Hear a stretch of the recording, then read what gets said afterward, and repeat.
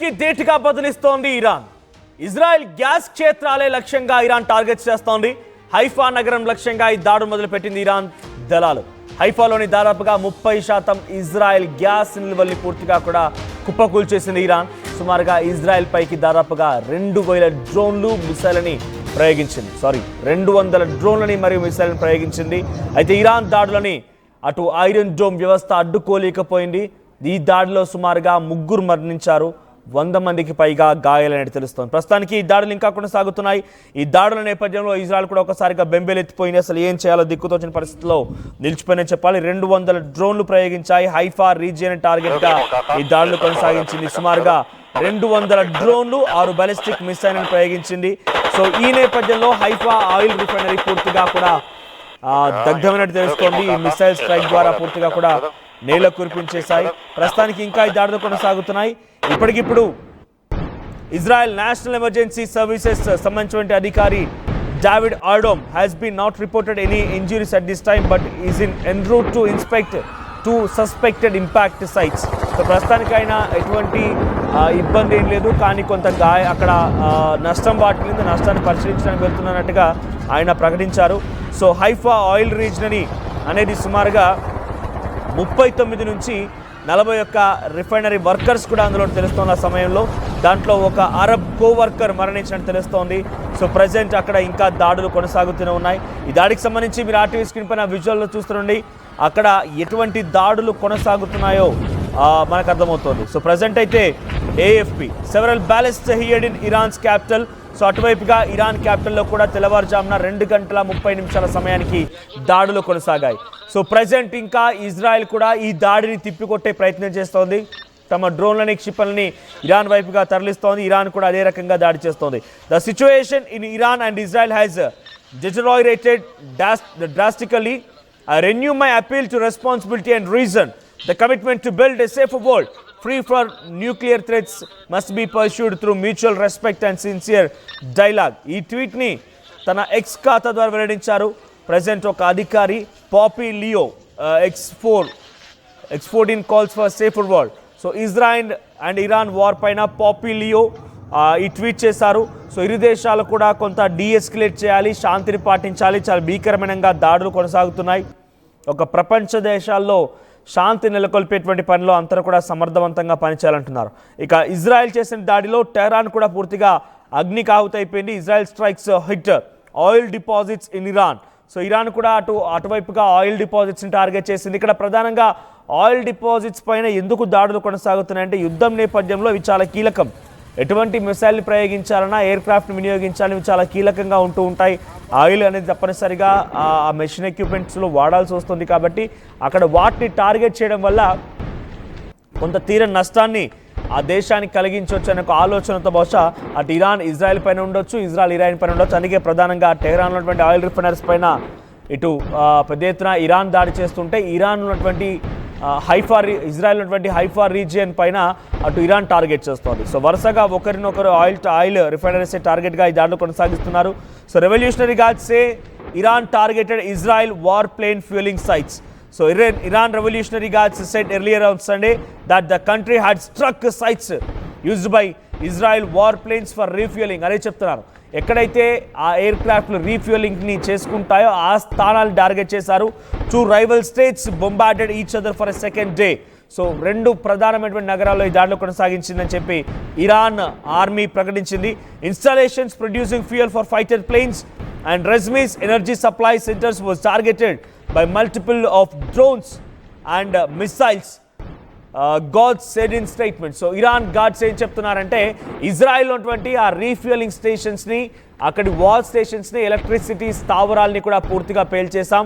2 ప్రధాన నగరాలు ఇవన్నీ కూడా ఉన్నాయి. అక్కడ ఆయిల్ రిఫైనరీస్ని పూర్తిగా కూడా నేల కూర్చేస్తామని చెప్పి ఇరాన్ ప్రకటించింది. దాంట్లో హైఫా రీజన్ చాలా కీలకమైంది. హైఫా రీజన్ దగ్గర చేరుకొని ఈ ఇజ్రాయెల్ ఎయిర్ క్రాఫ్ట్లు, ఇతరత్ర ఎయిర్ వార్ ఎక్విప్మెంట్ సంబంధించిన వ్యక్తులన్నింటి కూడా ఆ వ్యవస్థలన్నింటి కూడా ఇక్కడి నుంచే ఆ ఫ్యూలింగ్ చేస్తూ ఉంటారు. అయితే ఆ ఫ్యూలింగ్ స్టేషన్ని ప్రస్తుతానికి ఇరాన్ కుప్పకూల్చింది. ఇటువైపు హైఫా రీజియన్ పైన ఇజ్రాయెల్లో ఇరాన్ దాడి చేస్తే అటువైపుగా మరికొన్ని ప్రాంతాలే టార్గెట్గా, తెహరాన్లోని కొన్ని కీలకమైన టార్గెట్లే లక్ష్యాలుగా ఇజ్రాయెల్ కూడా దాడి చేస్తోంది. ప్రధానంగా ఇరు దేశాలు కూడా ఆయిలీ రిఫైనరీస్ని టార్గెట్ చేస్తూ ముందుకు వెళ్తున్నాయి. సో ఇప్పుడు ఇరాన్ ఏం చెప్తోంది, Iraq argues US to prevent Israel's air space violation. So Iraq కూడా ఎంట్రీ ఇచ్చింది వార్లోకి. ఇరాక్ ఏం చెప్తోంది, అమెరికాని వార్న్ చేస్తోంది. ఏమని, మీరు ఇజ్రాయెల్కి మద్దతుగా ఉన్నారు, మీ యొక్క మద్దతు కారణంగానే వార్ స్పేసెస్లో ఎయిర్ స్పేసెస్ని పూర్తిగా కూడా ధ్వంసం చేస్తోంది. ఇక్కడ ఎందుకు ఇరాక్ మాట మాట్లాడాల్సి వచ్చిందంటే కనుక ఇరాక్ పై భాగం నుంచి, ఇరాక్ గగనతలం నుంచే ఇరాన్ పైన ఈ దాడులు కొనసాగిస్తుంది ఇజ్రాయెల్. ఈ నేపథ్యంలో ఇరాక్ కూడా ఇబ్బంది పడాల్సి వస్తుంది. కాబట్టి Iraq argues US to prevent Israel's air space violation, గగనతలానికి సంబంధించినటువంటి ఆ వయోలేషన్ ని నిలిపివేయాలని చెప్పి ఇరాక్ అటు అమెరికాకి హెచ్చరిస్తోంది. Iraq called on the United States to prevent Israeli aircraft from violating Iraqi air space for attacks against Iran. So Iran పైన దాడి చేసే క్రమంలో ఇరాక్ గగనతలం పై నుంచి దాడులకు సంబంధించి ఈ మిసైల్స్ని, వార్ వెపన్స్ని పంపిస్తోంది. కాబట్టి ఆ ఎయిర్ స్పేస్ వయోలేషన్స్ని తగ్గించమనండి అని చెప్పి అమెరికాకు వార్నింగ్ ఇస్తోంది. మరిన్ని అప్డేట్స్తో మా ప్రతినిధి మధు సిద్ధంగా ఉన్నారు. మధు, ఈ దాడులు భీకరంగా కొనసాగుతున్నాయి. ఇరు దేశాలు కూడా ఆయిల్ రిఫైనరీస్ని టార్గెట్గా దాడులు కొనసాగిస్తుంది. ఇటువైపుగా ఇజ్రాయెల్లో హైఫా రీజియన్, అటువైపు ఇరాన్లో తెహరాన్ రీజియన్ని టార్గెట్ చేసుకొని దాడులు కొనసాగిస్తోంది. సో అర్ధరాత్రి వరకు కూడా దాడులు కొనసాగాయి. ఇప్పుడు మనం ఈ లైవ్ చేస్తున్న క్రమంలో కూడా ఇంకా దాడులు కొనసాగుతున్నాయి. బాలిస్టిక్ మిసైల్స్ని, డ్రోన్స్ని ఇరాన్ వైపుగా పంపిస్తున్నట్టు తెలుస్తోంది. అప్డేట్స్ ఏంటి? ఎగ్జాక్ట్లీ, యుద్ధం తీవ్రత పెరుగుతా ఉంది రెండు దేశాల మధ్య. మొదటిసారి ఇజ్రాయెల్ దాడి చేసిన తర్వాత తీవ్ర నష్టపోయింది ఇరాన్ లో ఉన్నటువంటి సైనిక సంబంధించినటువంటి అధిపతులను అంతమొందించింది. డైరెక్ట్ ఇంట్లో బెడ్రూమ్ లో మిసైల్ ని చొప్పించింది ఇజ్రాయెల్. దీంతో ఆగ్రహానికి గురైనటువంటి ఇరాన్ ప్రతి దాడులకు పాల్పడుతా ఉంది పెద్ద ఎత్తున. ఎందుకంటే ఇజ్రాయెల్ చేసినటువంటి దాడుల్లో అణుస్థావరాలన్నీ దెబ్బతిన్నాయి. ఇప్పట్లో అణుబాంబును తయారు చేయడానికి దాని తర్వాత ఈ యురేనియన్ శుద్ధి చేయడానికి ఉపయోగించేటువంటి అన్ని పరికరాలని దెబ్బతీసేలా, ఎక్విప్మెంట్ అంతా దెబ్బతీసేలా ఇజ్రాయెల్ దాడి చేసింది. కాబట్టి దీనికి ప్రతి దాడులు చేస్తా ఉంది.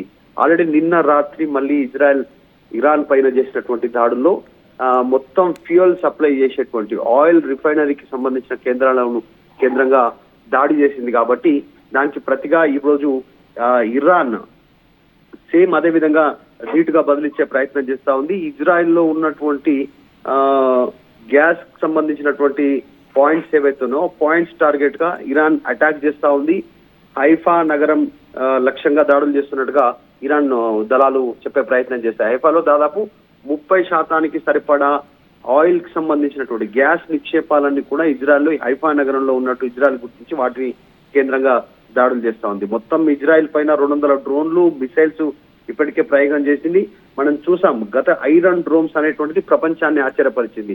ఎలాంటి బాలిస్టిక్ మిసైల్స్ వచ్చినా వాటిని ముందుగానే గుర్తించి గాల్లోనే పేల్చేసేటువంటి ఐరన్ డ్రోమ్ వ్యవస్థను కలిగి ఉంది ఇజ్రాయెల్ దేశం. కానీ ఈసారి ఆ మిసైల్స్ ని, ఆ డ్రోన్స్ ని అరికట్టడంలో, గుర్తించడంలో ఇజ్రాయెల్ ఐరన్ డ్రోమ్ ఫెయిల్ అయింది. దాంట్లో పెద్ద ఎత్తున ఇరాన్ కి సంబంధించినటువంటి బాలిస్టిక్ తర్వాత మిసైల్స్, ఈ డ్రోన్స్ ఇజ్రాయెల్ లోపలికి చొచ్చుకొచ్చే ప్రయత్నం చేశారు. దీంట్లో 3 మృతి చెందినట్టుగా అనౌన్స్మెంట్ చేశారు. దీనికి మళ్ళీ ప్రతిదాడిగా ఇజ్రాయెల్ ఒక స్టేట్మెంట్ చేసింది. మేము మళ్ళీ చెప్తా ఉన్నాం, మా పైన దాడులు ఆపకపోతే మొత్తం ఇరాన్ ని అగ్నికి ఆహుతి చేస్తామనేటువంటి ఒక స్టేట్మెంట్ కొద్దిసేపటి క్రితమే నెతన్యాహు స్టేట్మెంట్ చేశారు. ఇది కీలక స్టేట్మెంట్ గా మారే అవకాశం ఉంది. ప్రస్తుతం ఇరాన్ ఆర్మీ చీఫ్ గా అమీర్ హతామిని నియమించారు. అప్పుడున్నటువంటి మొత్తం 7 సైంటిస్టులు, ఆర్మీ చీఫ్, ఇంటెలిజెన్స్ చీఫ్ ని అంతమొందించారు ఇజ్రాయెల్ కి సంబంధించినటువంటి ఆర్మీ. సో ఐడిఎఫ్ కూడా ఒక వీడియో విడుదల చేసింది. మేము స్వరక్షణ కోసం, దేశ రక్షణ కోసమే దాడి చేస్తా ఉన్నాం. ఇరాన్ అనేటువంటిది అత్యంత ప్రమాదకరమైనటువంటి దేశం. అది ఈ రోజు మేము దాడి చేయకపోతే దాని తీవ్రత మరింత పెరిగే అవకాశం ఉంది. ప్రపంచ దేశాలపైన కూడా పడుతుంది ఇరాన్ ప్రభావం. కాబట్టి మేము దాడులు చేయాల్సిన తప్పని పరిస్థితుల్లో దాడి చేస్తున్నాం అనేటువంటి స్టేట్మెంట్ చేశారు. చూస్తా ఉన్నాం, చాలా ఈ ఉద్రిక్తత పెరుగుతా ఉంది. రోజు రోజుకి యుద్ధం కొనసాగే సిచ్యువేషన్ ఇంకా పెద్దగా అవుతా ఉంది.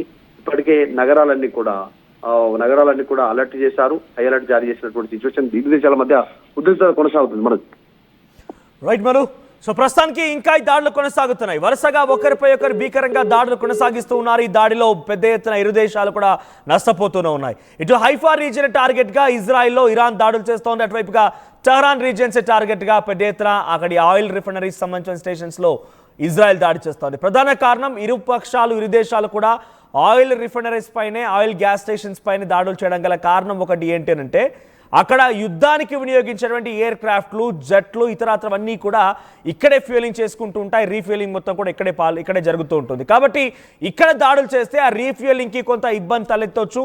ఈ రీఫ్యూయలింగ్ కారణంగా కొంత ఇబ్బంది తలెత్తి వాటి ద్వారా పెద్ద ఎత్తున ఎక్కడి నుంచి ఎయిర్ క్రాఫ్ట్లు లిగవాలన్నా, ఎయిర్ క్రాఫ్ట్లకు సంబంధించి ఇంకేదైనా ముందు కొనసాగాలన్నా కూడా కొంత ఇబ్బంది తలెత్తే అవకాశం ఉంది. కాబట్టి అక్కడ టార్గెట్స్ కొనసాగిస్తున్నారు.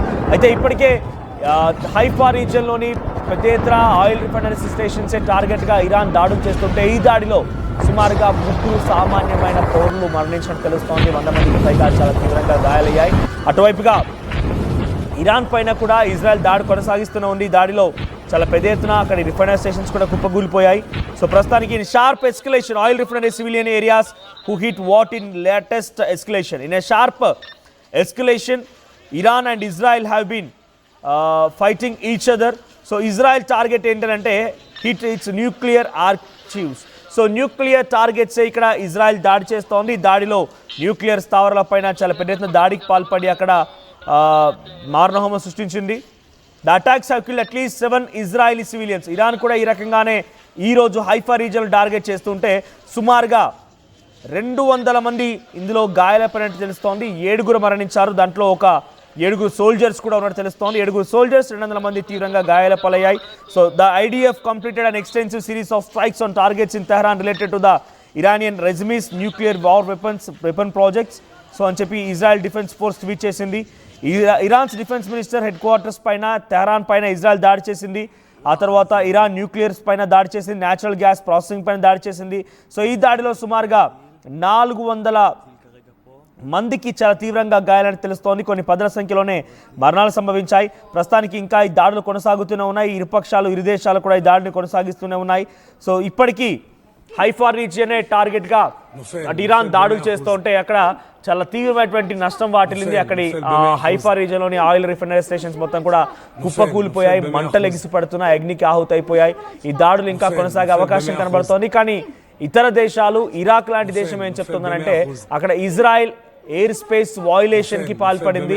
సో మా గగనతలం పై నుంచి మిసైల్ని, బాలిస్టిక్ మిసైల్ని, డ్రోన్లను ప్రయోగించి ఇరాన్ పైన దాడి చేస్తోంది. ఇది పూర్తిగా వాయులేషన్ కిందకే వస్తుంది. సో మా పైన దాడి చేయకుండా నిలిపివేయండి అని చెప్పి అమెరికాకి ఇరాక్ చాలా స్ట్రాంగ్ వార్నింగ్ ఇచ్చింది. మరి ఈ వార్నింగ్ ని ఇజ్రాయెల్ ఎలా తీసుకుంటుందో చూడాలి. ఇజ్రాయెల్ ఈ వార్నింగ్ ఎలా పరిగణలో తీసుకుంటుంది, ఇరాక్ కి ఎటువంటి సమాధానం చెప్తుంది, ఇరు దేశాల మధ్య ఎటువంటి చర్చలు ఉంటాయని మాత్రం చూడాల్సిన అవసరం అయితే ఉంది. డెఫినెట్గా ఇరాన్కే 100% మద్దతుగా ఉంటుంది. రేపటి రోజు డైరెక్ట్గా యుద్ధ క్షేత్రంలోకి డైరెక్ట్గా ఇరాక్ దిగిపోయినా పెద్దగా ఆశ్చర్యపడాల్సిన పని లేదు. సో ప్రస్తుతం ఆయిల్ రిఫైనరీ స్టేషన్సే టార్గెట్గా ఇరు దేశాలు కూడా పరస్పరంగా దాడులు కొనసాగిస్తున్నాయి. ఈ దాడుల్లో చాలా తీవ్రంగా ఇరు దేశాలు కూడా నష్టపోయాయి.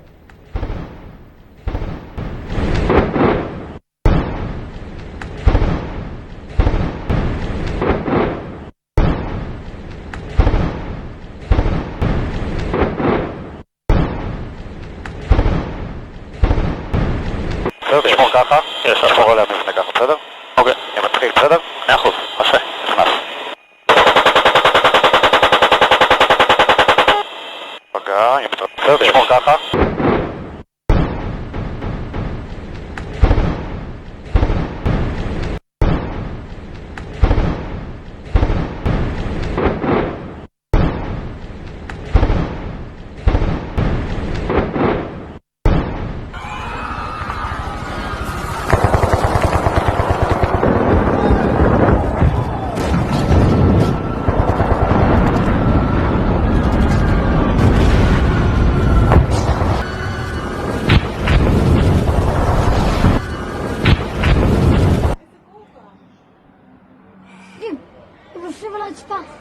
נופל ב-100%.